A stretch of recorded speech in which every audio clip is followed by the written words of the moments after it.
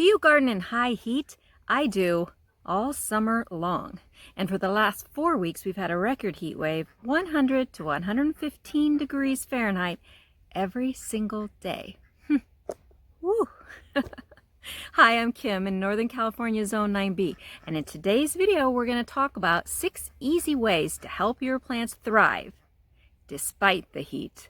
Now, the first thing you can do to help your plants in record heat waves that you might be having in your area, or perhaps in an area that gets high heat like I do all summer long, is to put up a shade cloth, especially over plants that are sensitive to the heat more than others. Now, okay, I have to make an admission. I don't do this, but I think I might next summer. Now, the fact is, my father, who's a retired landscaper and former nursery owner, he grows lots of trees and lots of plants and has all kinds of connections where he sells these things, even now that he's, quote, retired. But the only vegetable he grows is tomatoes.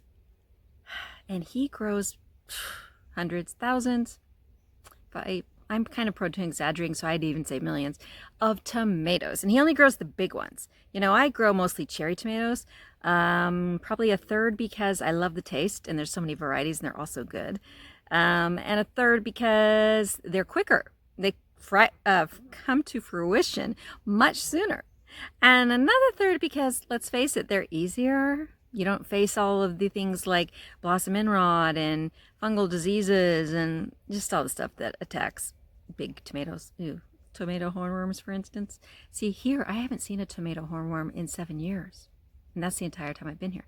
Actually, I've only been gardening for 4 years. So, yeah, never had one. Okay, that's because I only grow a few big tomato plants. He grows dozens of big tomato plants, dozens and dozens. How does he do it? With shade cloth. He's about an hour north of me, but he gets the high heat like I do, and he puts up not even real shade cloth, you know, labeled as shade cloth. He puts up tarps really high up, like probably 12 or 15, maybe even higher than that, feet up in the air. And he has big round raised beds. They're probably 4.5 feet high, probably 5 or 6 feet across. I'm really not exaggerating. They're huge. And he grows all kinds of tomatoes, and he brings me bags and bags of them most weeks. So this is probably a reason why I haven't got around to putting shade cloth over my few big tomato plants, because I haven't really needed it. But this summer, with the heat we've had, I've been really disappointed, because I do like to get a few big red tomatoes that I can say, I grew those. See, I can do it if I wanted to. This summer, no. My big tomato plants, I've got some early girls and a few others, they've produced a lot of tomatoes, which are sitting there green for the most part, because that's what tomatoes do in really high heat. They stop ripening. So next summer, I'm going to follow my dad's example, which he will probably hold over me forever and say, I told you so. But that's okay. That's his prerogative. It's his right. He deserves to be able to say that, because it's true. He did tell me so, and I should have done it before, and I'm going to do it next spring. Shade cloth. Tomatoes will love it, and so will a lot of your other plants. Now, the next point seems pretty obvious. Water more. Water deeply. Those plants in the heat, they're struggling. They need more water. So you can't just do the normal amount of watering you've been doing. You have to give them more, and it needs to go deeper in the ground. You need to make sure, how deep is it going? You need to, that reminds me of that song, How Deep Is Your Love? Well, how deep is the water? You need to get your hands down in there, get them dirty and feel. Does it go down 2 or 3 inches into that dirt? Can you feel that it's still moist down there after you're done watering? If so, then you're good. If not, you need to water more. Now, this is one reason that I like planting some of my plants in containers, especially the ones that are highly susceptible to suffering in the heat. So if they're in containers, you know that when you water them, the roots are getting it. Sometimes when they're in the ground, you can't be too sure, especially by midsummer when the plants have taken off and their leaves are everywhere, and you can't even tell sometimes where you actually planted that plant. Where are those roots anyway? In any case, wherever you've planted, in a container, in the ground, in hugelkultur mounds, in a raised bed like several I have here, you have to make sure they're getting plenty of water. So this means in high heat like I've been having this last month, when it's over 90 degrees, 100 degrees, 110 degrees, that you need to get out in the morning, early in the morning. Early, you're going to love being an early riser. Yes, you are. Actually, you will, because it'll be the only time of the day that it's even remotely cool. But really, I've been getting up at 5:30 in the morning, and that's not too early. I know people that do it earlier than that. I get up at 5:30 in the morning and get out here and I start watering. And this is because I like to hand water. Now, some of you have drip irrigation or soaker hoses or a variety of other means of watering, but I like to hand water. I use that time for well, I won't say meditation, but I listen to podcasts, I listen to YouTube videos, I listen to music, and then I don't listen to anything, just do some thinking. So I guess it is kind of like meditation, but I love that time in the morning. It's me time. And by hand watering, I am really being able to pay attention to my plants, which is really important, especially in the summer. So even if you have drip irrigation, all set up and you don't technically have to get out there and keep your eye on the plants every single day, I suggest that in this high heat, you do get out there and look at your plants every single day. Note which ones are suffering and decide if perhaps they need more water, because that's a big thing here. Some plants will need more water than others. Some plants will struggle more with the heat than others. So you have to pay attention to that and give it to them. Now, why early morning? Why not some other time of the day, or even like at night after the sun's gone down? Well, there's a couple of problems with doing it at night. Technically, you could do it at night, and you should do it at night if, say, you work and have to be gone in the morning and you can't do it in the morning. If you do it in the evening, you might end up with something like powdery mildew. You might end up with mosquito bites too. But you can do it in the evening. Yes, it might be a little inconvenient because it's getting dark, whatever. But yes, it can be done then. Morning is the best time. It's the optimum time if you can do it. That way, in the evening, you can check again, and if a few of your plants you need even more water, you can give them a top-up right then. Now, what you do not want to do when you have high heat is water in the daytime, when the sun is shining. That would be, my dear, very, very bad. Really, watering in the heat of the sun, you're going to burn your leaves to a crisp. I know it's tempting if you happen to go out into the garden after 1 p.m. in the high heat and all your plants, especially those squash, boy, those are the worst. Their leaves are drooping to the ground like they're just dying and they're begging you to give them water. Resist. Do not give them water.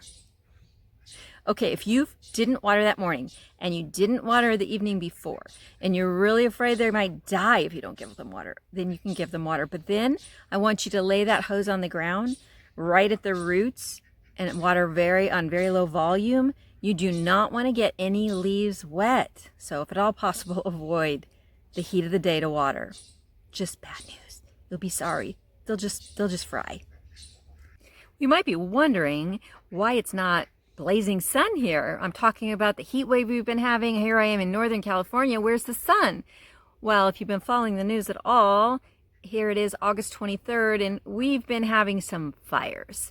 Yeah, about 2 hours west of me is the lightning complex fires in the Bay Area and in wine country. I've even got an adult child living out there. She's fine, thankfully. But it's pretty bad. And the smoke from those fires has been with us all week. Today's actually better than it has been the past few days. Today, it's kind of a murky gray, but it's not brown. And it's not fog-like, so this is an improvement. Also, it doesn't smell like I'm walking into the middle of a campfire, which it usually has been smelling like. I'm not wearing a mask out here like I have been the last few days, so improvement. But still, we have no sun, and we haven't had sun for, well, since the weekend. So 4 or 5 days now, since the fire started. I'm not sure if it's related. I haven't really looked into it because I've been so busy, but I think probably that this heavy layer of smoke has, in sheltering us from the sun, it's also blocked out some of the heat. Now, I might be wrong on that, but for whatever reason, if that is it or it's something else, we have suddenly been cooler. We're down to like 92, which is much, much cooler than 113, right? But still, for most areas, maybe where you are, 92 is really hot. And anything over 90 is enough to make a tomato stop ripening and a lot of plants to start suffering, especially if they have been the rest of the summer having much lower temperatures. The sudden change, that sudden shift to a much higher temperature can be what really stresses them out. So whether you're having 90 and that's just really unusually high for you, or whether you're like me and you're used to 100 degrees, your plants are used to 100 degrees, and suddenly they're getting 113, 14, and they're like, hey, I can handle 100, but this is ridiculous. In any case, you still have to deal with it. And the next thing you can do about it is to prune back the leaves and harvest regularly, even before things are ripe, probably. Okay, so if you take off every leaf that has the yellow edges or bird damage, or you accidentally fried crisp because you gave in and watered them one afternoon, any part that's just starting to die back, because after all, it is mid to late August and some plants have run their course at this point and they're like, okay, we're done, plant some fall crops now. Yeah, be on top of that. Most summers it doesn't matter if you get behind and you wait and you don't get around to taking those spent plants out until mid-September. If you don't get around to pruning back the dead or dying yellowing leaves and bird damaged leaves for a few weeks after, you really should have already taken them off.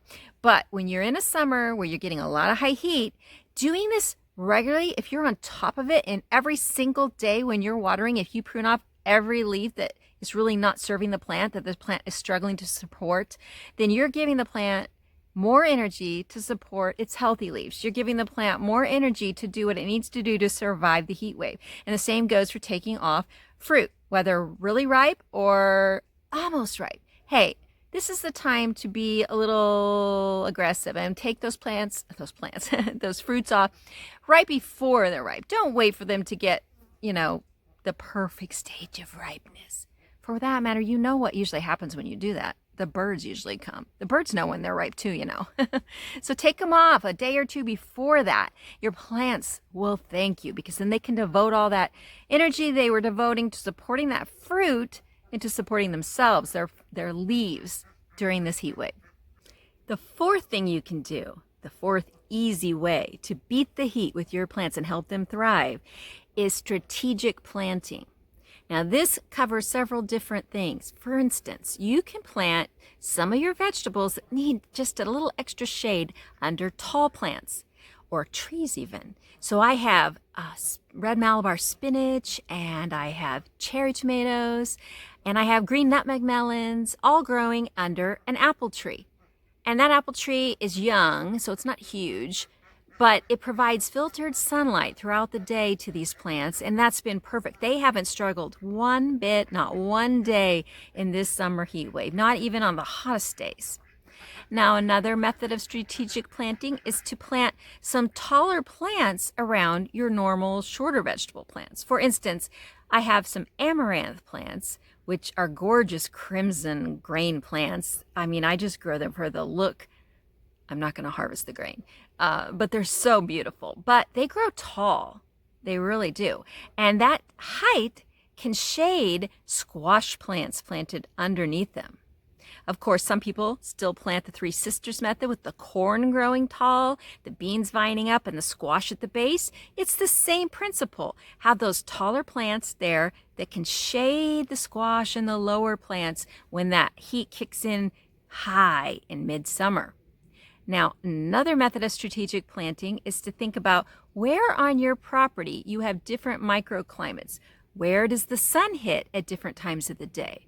For instance, on the west part of my garden, back there by the fence you can see, that gets shade from 2:33 p.m. onward.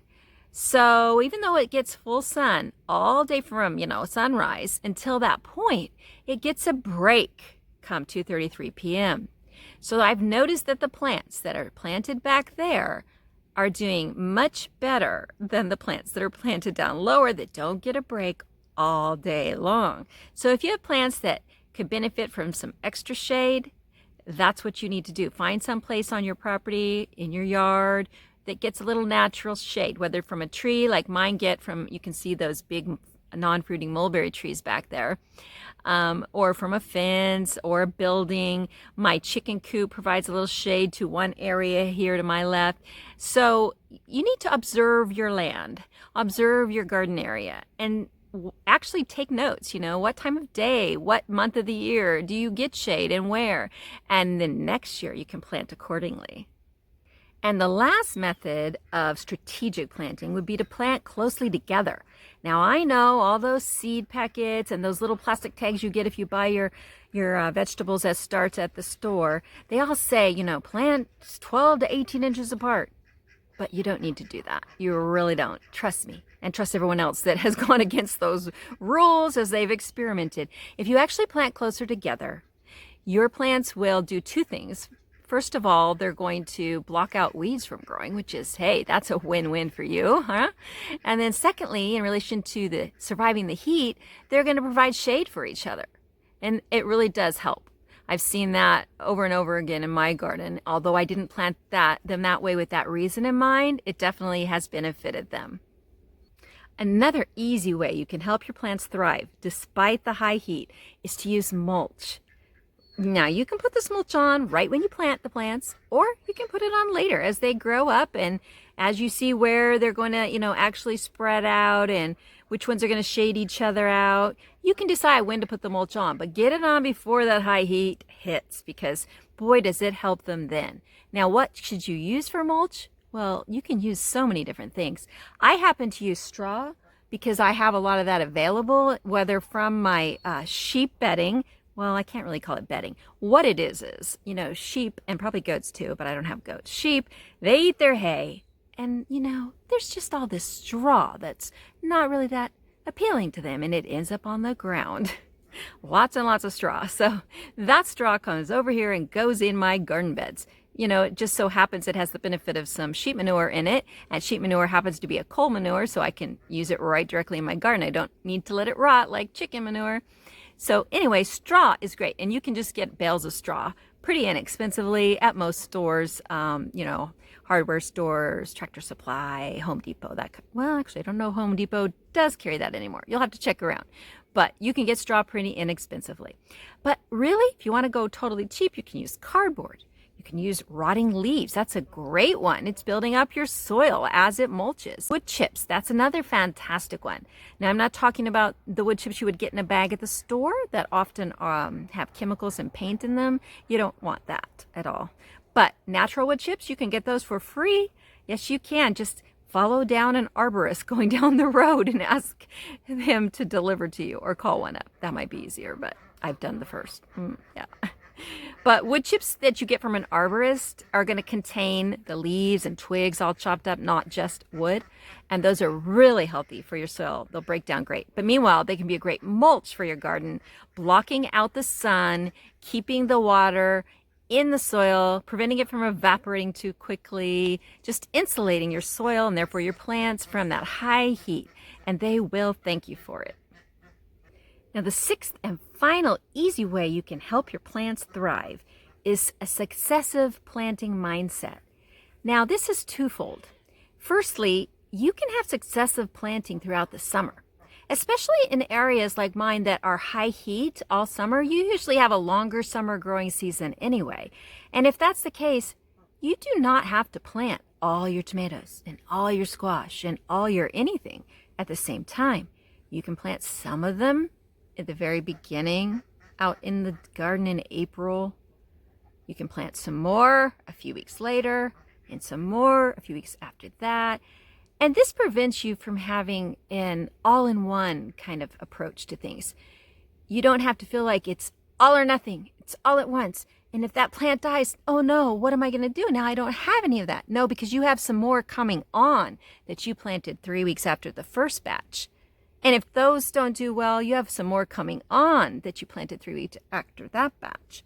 So really, this can help tremendously. You don't feel so desolate when something does die because, no matter what you do, even if you practice all 6 of these ways to help your plants thrive, some things are going to succumb to the heat. It's just the cycle of life. It's just the way it is.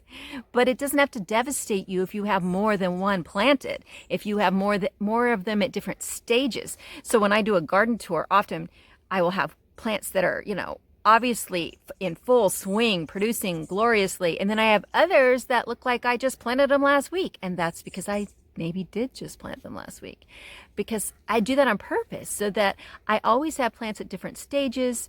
And plants handle the heat and lack of heat eventually when fall comes around in different ways. And so depending on not only what kind of plants they are, but what stage of growth they're at.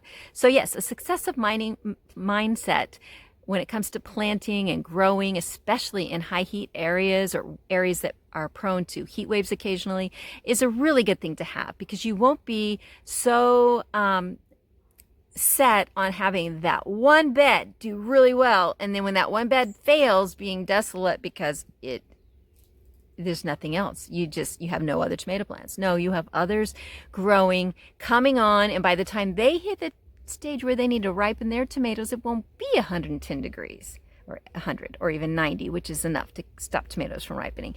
It will start cooling down, because it does eventually, always eventually cool down. Just might take it a while. But the other half is the successive mindset. I'm having trouble saying that. Successive planting mindset. The other half of it is that summer is not the only gardening season. That really took me the longest time to truly understand. And then when I did understand it, I still thought of it as, well, you have your summer crops and you have your winter crops. And it's only recently that I've realized it's actually more like summer, midsummer, late summer, early fall, late fall, winter crops, and early spring crops. And basically, in many places, it's year-round. Gardening can be year-round. In fact, if you build yourself a little greenhouse, it can be very tiny. It can be done on a budget. It can even be in your house, a room you designate for it, where you bring certain plants in, even a tomato plant. I keep coming back to tomatoes. I'm not sure why.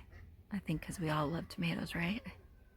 But if you do, even if you live in a colder climate that just got a heat wave for, a fluke this summer, if you live in a colder climate, you still can practice year-round gardening if you have a greenhouse or you bring them in the house.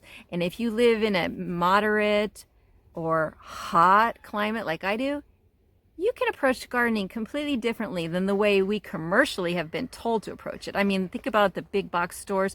They bring their seeds and their little starter plants out in spring, and then they're gone. You go back in September, there's nothing. There is no sign that anyone is doing any gardening at all. You feel all alone if you're even thinking of it. So it is definitely a societal thing, but we can overcome it. You can find plenty of other people online, here on YouTube and in other social media, where you can get support for year-round gardening, a successive gardening mindset, a mindset that says it's not all about July and August. Those are not the only months you can glean produce. No, you can do it all year. You just have to be a little bit more strategic, a little bit more mindful, and practice these 6 ways of beating the heat, and your plants will thrive. Hey guys, if you'd like to see more videos like this one with easy gardening ideas for beginners and for those who like to experiment in the garden like me, and useful tips for a simple homestead life, well, then click on the subscribe button and the notification bell, and you'll know whenever I upload new content. And remember, you can garden and live your way and create the life you want.